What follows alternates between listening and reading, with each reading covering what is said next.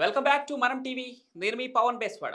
తిరుమలలో భక్తులకు శ్రీవారి దర్శనాన్ని వేగంగా కల్పించేందుకు ఏఐ సాంకేతికత వినియోగించుకోవాలని తిరుమల తిరుపతి దేవస్థానం నిర్ణయించింది. చైర్మన్ బిఆర్ నాయుడి ఆధ్వర్యంలోని బోర్డు తీర్మానం మేరకు తిరుమల తిరుపతి దేవస్థానం ఈవో జె శ్యామలరావు కార్యాచరణను వేగవంతం చేశారు.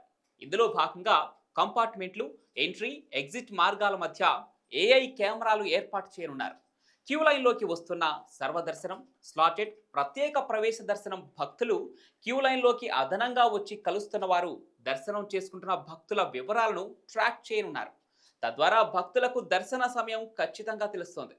ప్రస్తుతం గంటకు ఎంతమంది శ్రీవారిని దర్శించుకుంటున్నారని సరైన సమాచారం తిరుమల తిరుపతి దేవస్థానం వద్ద లేదు. ఈ వివరాలు అందుబాటులోకి వస్తే దళారులు, కొందరు ఉద్యోగుల సహకారంతో ఇష్టారాజ్యంగా క్యూ లైన్లలోకి వచ్చే సంస్కృతికి అడ్డుకట్టపడుతుంది.